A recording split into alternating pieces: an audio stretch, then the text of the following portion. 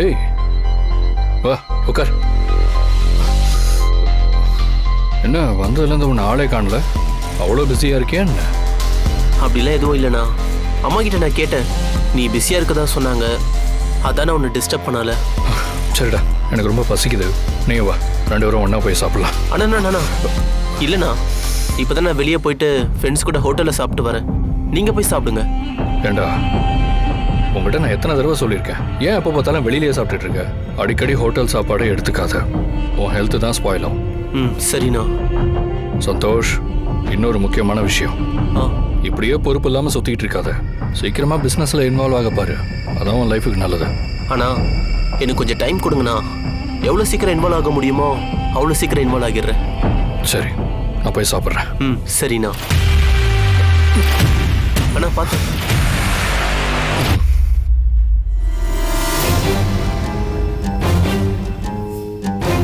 என்ன சிவாவே கம்பெனியில் வந்து இன்வால்வ் ஆகுன்னு சொல்கிறான்? சந்தோஷ், காத்து உன் பக்கம் வீசுதுரா.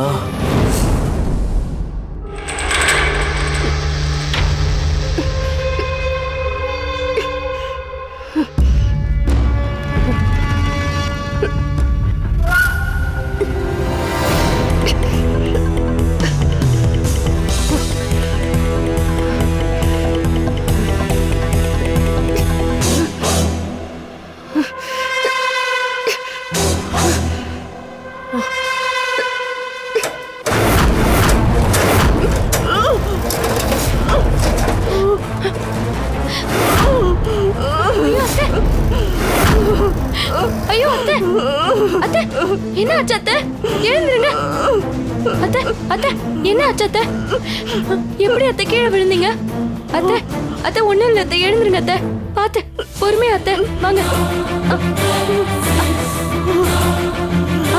பாத்து. என்ன ஆச்சு அத்தை? எப்படி கீழே விழுந்தீங்க?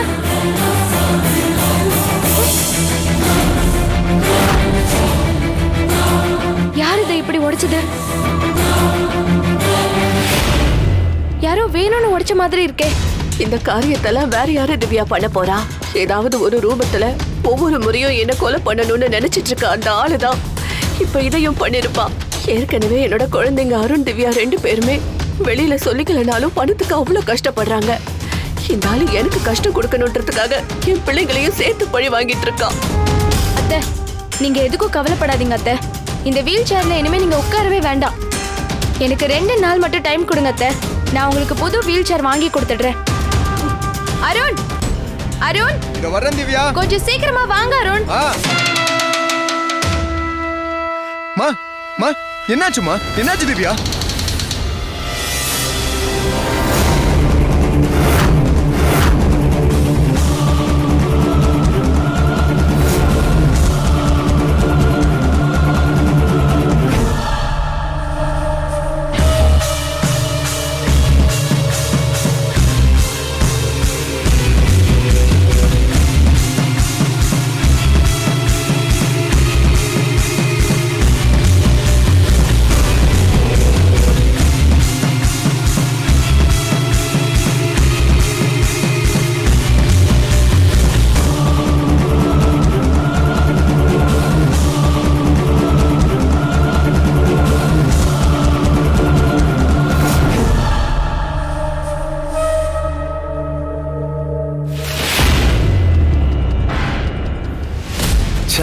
நான் பெத்ததும் சரியில்லை, இந்த வீட்டில் எனக்கு வந்து வாச்சதும் சரியில்லை. அடங்கவே மாட்டேங்கிறாள் இந்த திவ்யா. நம்ம ஏதாவது பண்ணி அந்த திவ்யாவை டென்ஷன் ஆக்கி பார்த்தா பதிலுக்கு அவ வேற ஒன்று பண்ணி எனக்கு பிபி ஜாஸ்தி ஆகிற மாதிரி பண்ணிடுறான். இந்த திவ்யா மட்டும் அந்த ருத்ரா விட்டு பொண்ணா இல்லாம இருந்திருந்தா இவளுடைய கதையை எப்பவோ முடிச்சு குழி தோண்டி புதைச்சிருப்பேன். அப்படி புதைச்ச இடத்துல இந்நேரம் புல் பூண்டெல்லாம் முளைச்சிருக்கும்.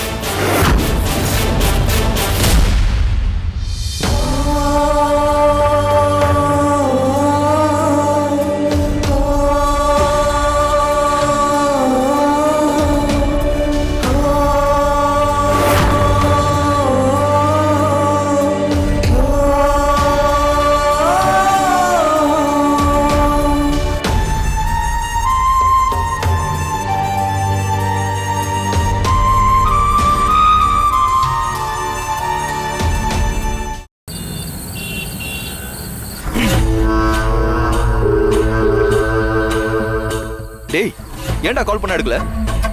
டேய் வருண், நீ 2 தடவைக்கு மேல கூப்பிட்டோம் நான் ஃபோன் அட்டன் பண்ணலனா என்ன சுத்தி ஆளுங்க இருப்பாங்கடா. இல்ல நான் உன்கிட்ட பேச முடியாத ஏதாவது ஒரு சிச்சுவேஷன்ல இருப்பேன். சரி ஏன்டா இத்தனை முறை கால் பண்ண? ஏதாவது முக்கியமான விஷயமா? ஏய், உங்க அண்ணன் திரும்ப உயிரோட வந்துட்டான்னு நாங்கெல்லாம் இங்க அள்ளு விட்டு போய் கிடக்குறோம். நீ என்னடானா எதுவுமே நடக்காத மாதிரி ரொம்ப கூலா ஏதாவது முக்கியமான விஷயமான்னு கேக்குற? டேய் பதறாதடா, நமக்கு ஒரு ப்ராப்ளம்னா நான் இவ்வளவு நார்மலாவா இருப்பேன்? கவலைப்படாத, இப்போதைக்கு நமக்கு எந்த ப்ராப்ளமும் வராது. உனக்கு என்னடா, நீ எந்த கேஸ்ல இன்வால்வ் ஆகல. நீ அந்த சிவாவோட தம்பிங்கிறதுனால அவன் கோர்ட்ல உன்னை பத்தி வாயே திறக்கல. இப்ப நாங்க தான் மாட்டிக்கிட்டோம். டேய் வருண், நான் உன்கிட்ட ஒரு விஷயம் சொன்னா நீயும் நம்ம பசங்கள ரொம்ப கூல் ஆகிடுவீங்க. இப்ப என்னோட அண்ணன் சிவா பல்லு புடுங்கினா பாம்புடா. இனிமே அவனால நமக்கு எந்த ப்ராப்ளமும் கிடையாது. டேய் ஏற்கனவே மண்டை சூடாகி போய் கிடக்குறேன். இதுல வேற விடுகதை போடாத. நேரா மேட்ருக்கு வா. சரி சரி டென்ஷன் ஆகாத. எங்க அண்ணன் திரும்ப வந்தது கெட்டதாவே இருந்தாலும் அந்த கெட்டதுல நமக்கு ஒரு நல்லது நடந்திருக்குடா. ஆக்சிடென்ட் ஆனதுல அவனுக்கு செலக்டிவ் அம்னிஷியா வந்திருக்கு. அவனுக்கு இதுக்கு முன்னாடி நடந்த நிறைய விஷயங்கள் எல்லாமே மறந்து போச்சு. ஏன் அந்த சக்தியவே மறந்துட்டான். இந்த செலமேட்டர் எதுவும் அவனுக்கு சுத்தமா ஞாபகம் இருக்காது. கொஞ்ச நேரத்துக்கு முன்னாடி கூட ரொம்ப சாதாரணமா பேசிட்டு போனா. இந்த செலக்டிவ் அம்னிஷியாவை அவ்வளவு சீக்கிரமா குணப்படுத்த முடியாதான். இந்த நோய்க்கு ட்ரீட்மெண்ட் இப்போதைக்கு இந்தியாவிலே கிடையாதான். சோ ஃபீல் ஃப்ரீ மச்சி. இனிமே இத பத்தி எதுவுமே யோசிக்காம நம்ம அடுத்த ஆபரேஷனுக்கான வேலையை பார்க்கலாம். இப்போதைக்கு என்னோட அண்ணனை எதுவுமே பண்ண வேண்டாம். ஓகே?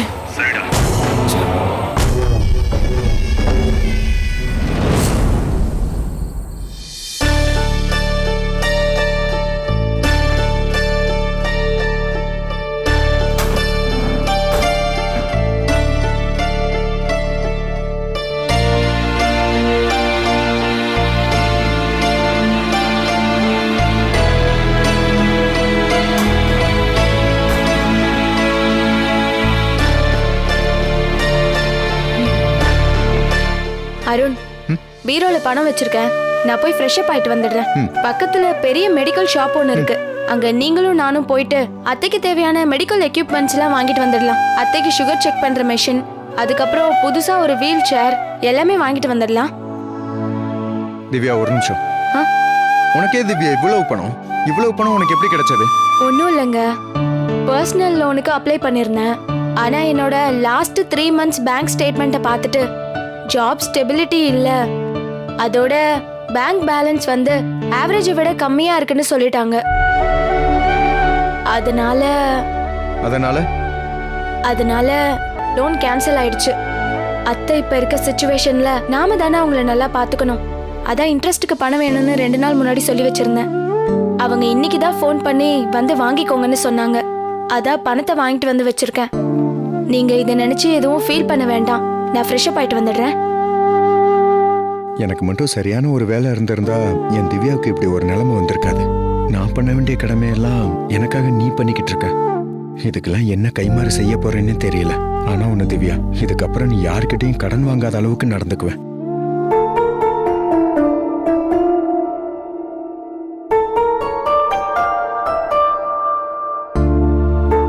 திவ்யா, திவ்யா. சொல்லுங்க. முன்னாடி எனக்கு சூப்பர் மார்க்கெட்ல வேலை போய் நான் முழுக்க உடஞ்சு போய் உட்கார்ந்துருந்தப்போ கூட நீ தான் வட்டிக்கு பணம் வாங்கி கொடுத்த. இப்போவும் நீ தான் வட்டிக்கு பணம் வாங்கி கொடுத்துருக்க. ரொம்ப தேங்க்ஸ் திவ்யா. ஆனா இனிமே நீ யார்கிட்டையும் வட்டிக்கெல்லாம் பணம் வாங்காத. ஏன்னா பேங்க் லோனா இருந்தா கூட நம்ம இஎம்ஐயா பே பண்ணிடலாம். ஆனா இந்த மாதிரி வட்டிக்கு வாங்கினா நீ சம்பாதிக்கிற பணம்லாம் இதுக்கே போயிடும். எனக்கும் கூடிய சீக்கிரம் ஜாப் கிடைச்சிருச்சுன்னா நீ சுமக்கிற சுமைய நானும் ஷேர் பண்ணிக்கிறேன்.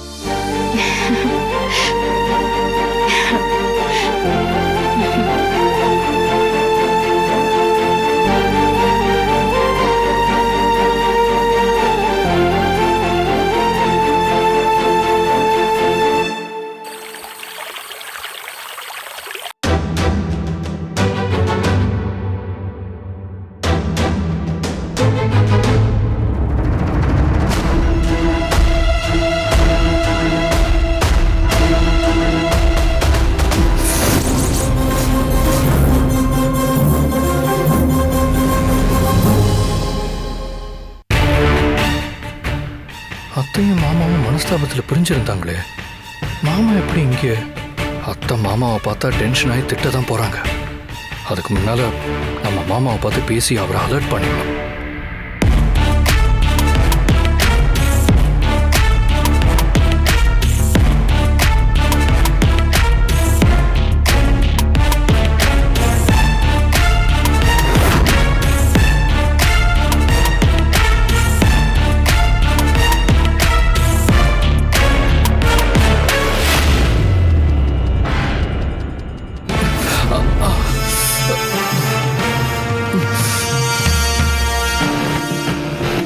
மாமா, நீங்க எப்படி இங்கே?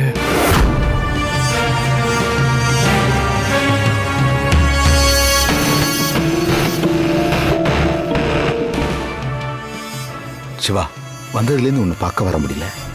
அதான் நானே வந்து ஒன்று பார்க்கலாம்னு நினைச்சேன். வாப்பா, உட்காந்து பேசலாம். அத்தைக்கு வா தெரிஞ்சா- வா வாப்பா.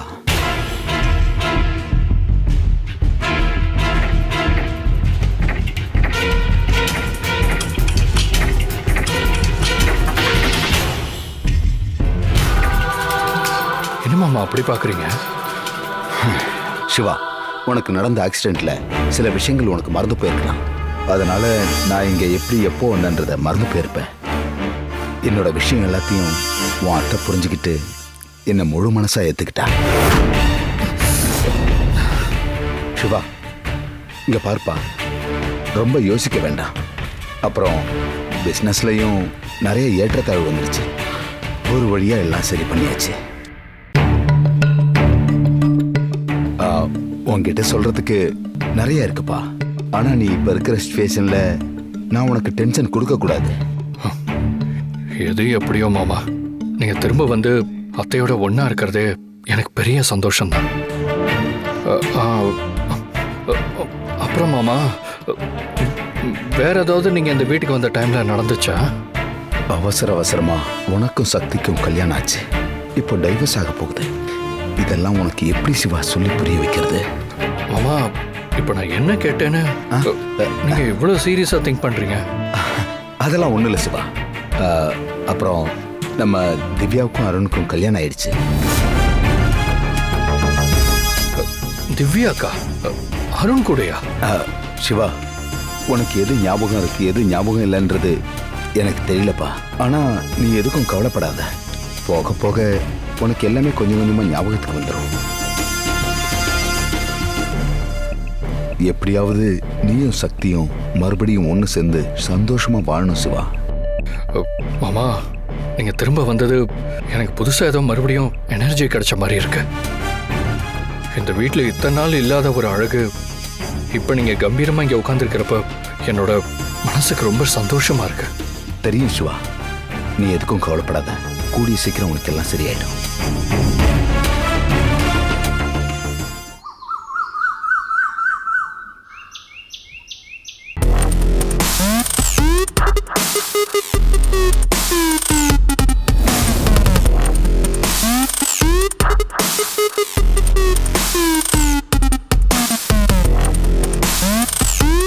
அதான் இன்ட்ரெஸ்ட்டுக்கு பணம் வேணும்னு 2 நாள் முன்னாடி சொல்லி வச்சிருந்தேன். அவங்க இன்னைக்கு தான் ஃபோன் பண்ணி வந்து வாங்கிக்கோங்கன்னு சொன்னாங்க. அதான் அந்த பணத்தை கொண்டு வந்து வச்சிருக்கேன்.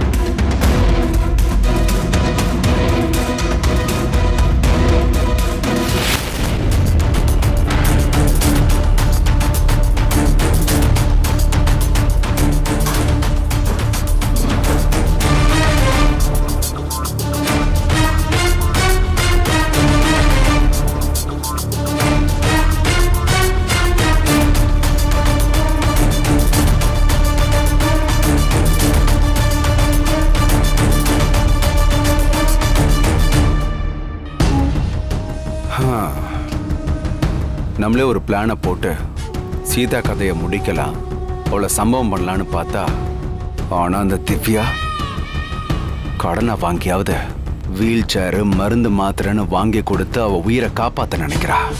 நம்ம உயிரை கொடுத்து அவளை போட்டு தள்ளணும்னு முயற்சி பண்ணோம். ஆனா அந்த திவ்யா அவ உயிரை பணைய வச்சு அவ உயிரை காப்பாத்தணும்னு துடிக்கிறா. உங்ககிட்ட பணம் இருந்தா தானே இதெல்லாம் பண்ணுவ. அந்த பணமே இல்லைன்னா கையில காசே இல்லைன்னு ஓரமா ஒதுங்கி உட்காந்துருக்க வேண்டியதுதான் உன் வேலை. அதனால தான் திவ்யா இந்த பணம் யார்கிட்ட இருக்கணும்னு யோசிச்சேன். ஆனா கடவுள் என்ன சொல்றான், இந்த பணம் ரத்தினத்துக்கிட்ட தான் இருக்கணும்னு விருப்பப்படுறான்.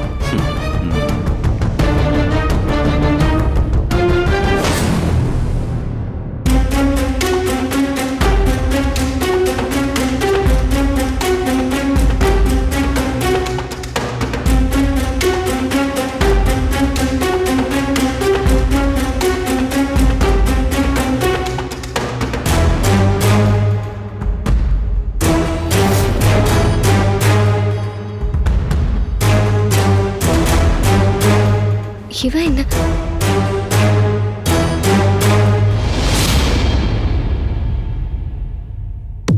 அத்தை, மம்மிக்கு என்ன ஆச்சு? ஏதோ டீப்பான திங்கிங்ல இருக்காங்க. மம்மி கிட்ட கோமா சிவா வர பேசிட்டு போறான். சால்வ் பண்ண முடியாத பெரிய ப்ராப்ளமா இருந்தாதான் மம்மி இவ்ளோ சீரியஸா இருப்பாங்க. சோ மம்மிக்கும் சிவாவுக்கும் இடையில ஏதோ நடந்திருக்கு. மம்மி கிட்ட அவங்களுக்கு ஏத்த மாதிரி நைஸா பேசி என்ன விஷயம்னு ஃபர்ஸ்ட் தெரிஞ்சுக்கணும். கவலைப்படாத அனிதா, அதை எல்லாத்தையும் நான் பாத்துக்கிறேன். நீ கேஷுவலா வா. சரி.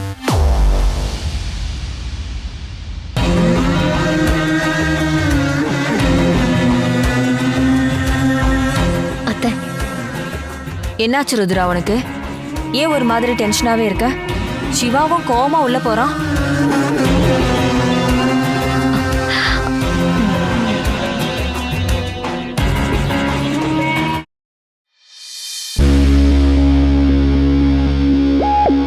வணக்கம் மேடம்.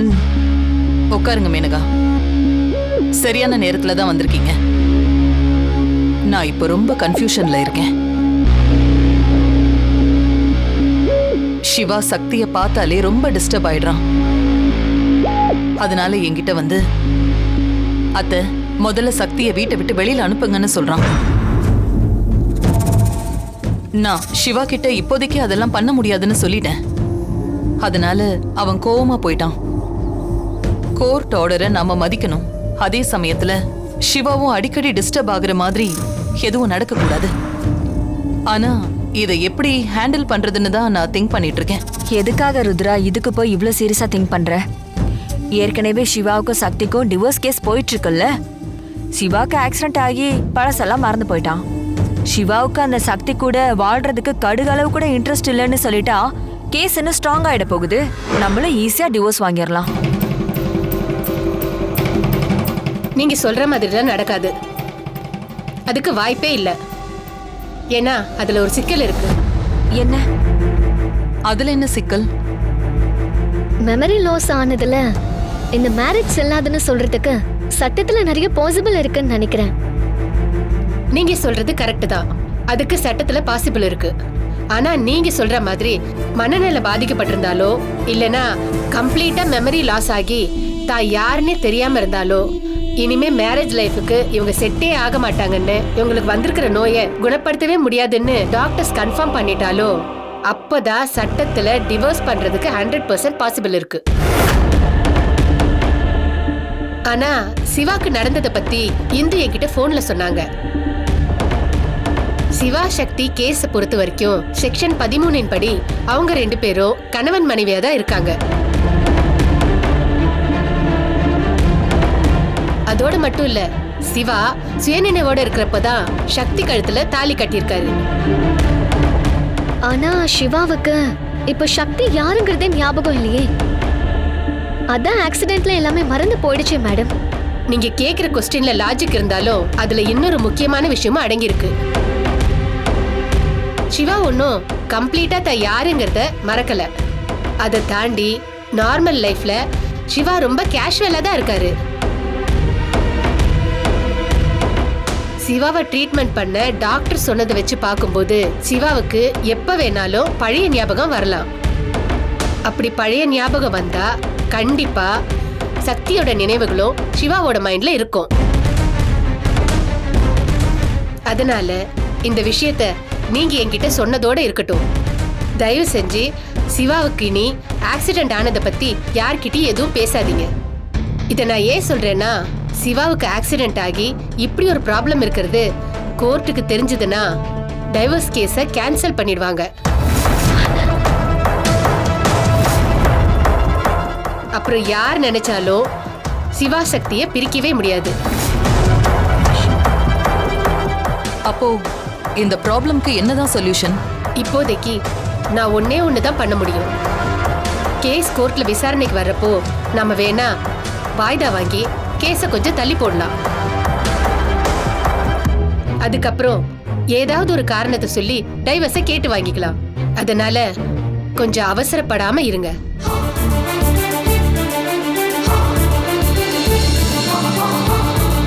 நான் வரேங்க.